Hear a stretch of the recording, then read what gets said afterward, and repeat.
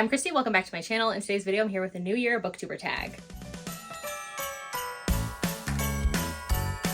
I forgot that I had done this tag last year as well. It was a tag that was created by Jessin from Jessin Reads Romance. Absolutely adore her and her channel and her podcast and all of the things with her. So definitely go check her out. And she created this tag last year and tagged a bunch of us to do it, which was super fun. Which I actually went back and watched mine from last year because Monica from Pardon This Book Addict actually tagged me in hers for this year and kind of reminded me that I even did this last year. So I thought it would be super fun to do it again this year. So there are 8 questions for this tag, and I will put all of the questions in the description of this video so that you can grab them and go do your own video, or if you want to just give me your answers in the comments as well, I totally would love to see them. So question number 1 is, what are you most excited about for 2024? So I think this one actually stays the same for my answer from last year, which is just book signings and traveling in general. I have always loved traveling. We did that a lot growing up, and so I am so excited for more traveling in 2024, especially like book signings as well. I find that they are so much fun to do, and not only to like see favorite authors and things like that, but it's just a fun place to connect with all of these book friends that you've made through like YouTube or Instagram or whatever the case. It's so much fun just to meet book friends that maybe you haven't met in real life yet or that you want to see again. It's so fun to go to a new place together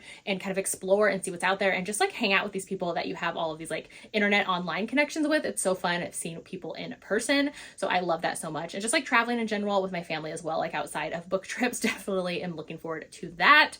Also, just like I really love the idea of a new year, kind of like a fresh, clean slate to everything. I kind of like that. Question number 2 is, do you have a Goodreads challenge goal and why that number? So for the past few years, I've always kept it at 500 and I have read over 600 books for the previous 2 or 3 years. This year, actually, I'm going to barely make 500. So I feel like I've definitely slowed down in my reading and just like kind of trying to pick books that I enjoy more and get more out of. Of course, I always want to read like all of the books, and 500, 600, 400, like all of those are wild, insane numbers, I know, but like here we are. So I think actually for 2024, I'm just gonna set it at 400. Like mine has never really been a goal to hit, like it's just another way for me to keep track of my reads for the year. So I'll probably set it at 400, maybe 500, we shall see.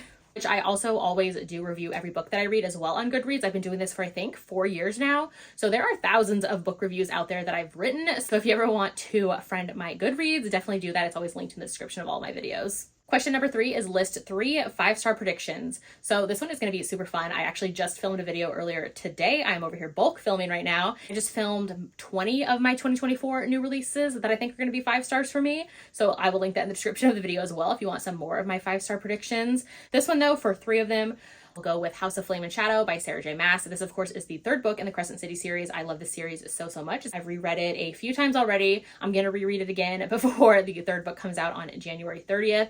I cannot wait. She is always a hit for me. She is one of those authors that I always reach for and reread her books when I'm kind of like feeling slumpy or just want pulled out of something. Like I read her books and love them every single time. So yeah, definitely House of Flame and Shadow. Next up, I'm going to go with Bride by Ali Hazelwood. This one actually comes out in February, and I'm very excited for this one. It sounds super fun. I've actually read all of Ali's books. Some of them are hits, some are misses for me, but this one I'm really excited for because it's totally different than anything she's done before, which I am here for. So this one I know that it's paranormal, which I'm very excited for. I'm super in like a paranormal reading mood right now. So this one I know the heroine is a vampire and the hero is an alpha werewolf. They get paired up together for an alliance or for reasons, and I cannot wait to check it out.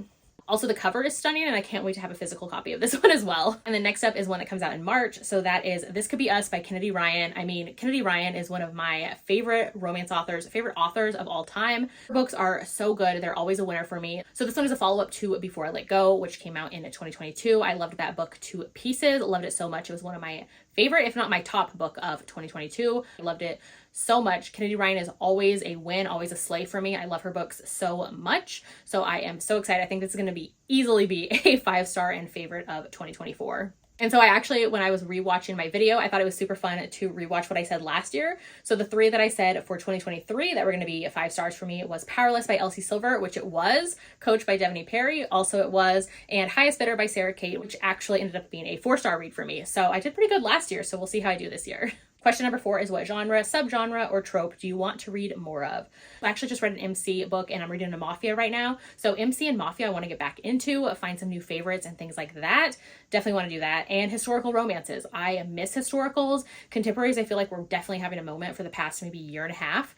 And I definitely had some hits in there as well, but some of them just kind of leave me feeling I don't know, lackluster, less romancy. Like I know a lot of people have had talks about this topic in general. I know Jessin has in particular on her channel, and she's kind of reverted back to rereading some of her favorite historicals and things like that. And so I feel like I kind of want to read more historicals as well. Like they just give this like sweepingly romantic vibe and feeling. Like they're the ones that stick with me, that I remember years past. Like, so I want to get back into reading some more historicals, and like kind of older historicals, not like the new ones, but kind of like in the last 10-15 years maybe, if that makes sense. So historicals. Question number 5 is, what trope do you think will be most popular in 2024? So I know for the video last year for 2023, I was saying that small town was going to be popular. It was. Like I think we saw a lot of that happening in 2022 leading into 2023. So I think for this year, for 2023 leading into 2024, I actually feel like Second Chance is going to be really big, and maybe Friends to Lovers as well, or Brother's Best Friend, kind of like that friend element.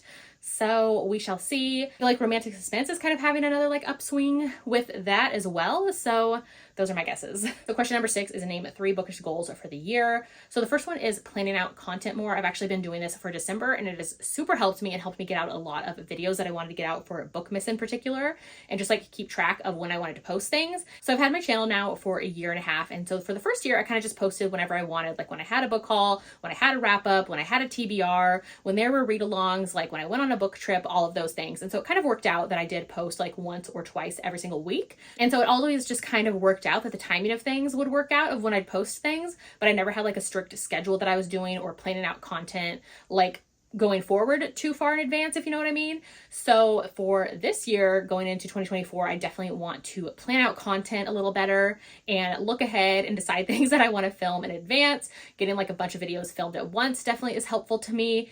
And so I want to do that. Like I mentioned, I already got a planner that I've already started. And so for December, it was super nice to have it kind of laid out. And I use like little in strip post-it notes that I've gotten like from annotation kits and things like that from book boxes. So use those to plan out my content and kind of see where I wanted to move things around to, which videos I wanted to have go up for the month, which ones I needed to film, all of those things. It was so helpful. So definitely continuing to plan content for 2024 will be helpful. And this is like YouTube content I'm talking about. So another bookish goal, I would say like focusing less on new releases. I feel like for 2023, I definitely wanted to read as many new releases as I could. Like I was excited for most of them, but I kind of started to get burnt out of that kind of halfway through the year, or especially in the fall. Like it just kind of felt like I was forcing myself to get to these new releases to see what was great, see what was happening, things like that. And so I do still definitely want to get to new releases, but like maybe not make them as big of a priority. Like if I want to go, you know, read some backlists or do things like that. So definitely that.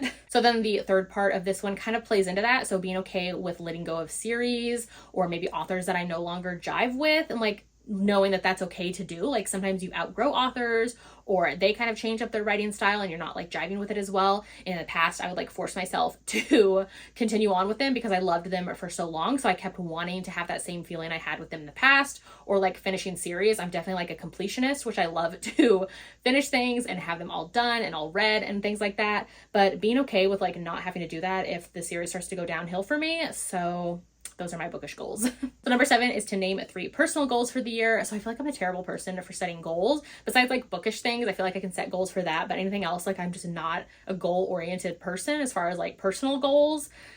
I feel like I didn't even get any of the things done that I said I'd do last year in the video. So let's see.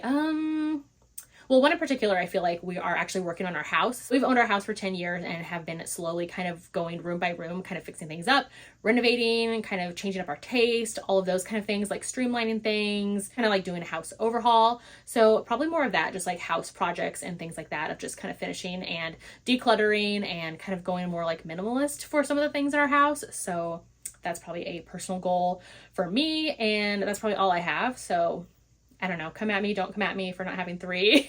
It's my video, I'll do what I want. Then question number 8, the last one, is what do you want to leave behind in 2023? This one was super easy to come up with. As soon as I read this, I was like, you know what? I want to leave behind unnecessarily long contemporary romances. Like I'm so tired of all of these romances I pick up that are 500, 600, 700 pages. Like there's no need for these contemporary romances. For the most case, I would say, like there's some caveats in there for sure, but for the most case, we do not need these like 500, 600 page romances. Like stop, please. That I definitely want to leave behind. Also, like tropes for the sake of tropes. I feel like this is becoming a trend that people are talking about, I should say, more so in these last few months of the year, where there's a ton of books out there that you can you can just feel it when you're reading it. Like, it feels like they're just throwing in tropes for the sake of having them in there, for the sake of having them kind of be selling points for readers, especially like the book talk crowd, things like that. Like, some of these books, you can definitely feel that. So I feel like that as well, I would like to see less of. Like, you know, we don't need all these tropes just to say we have these tropes. Like, it's getting too much. And like, obviously all books are going to have tropes, but I feel like there's a reason behind the tropes. Like, it makes sense for why that trope is in that book. I'm okay with it. But if it's just for the sake of like having this trope thrown in there, like, let's not.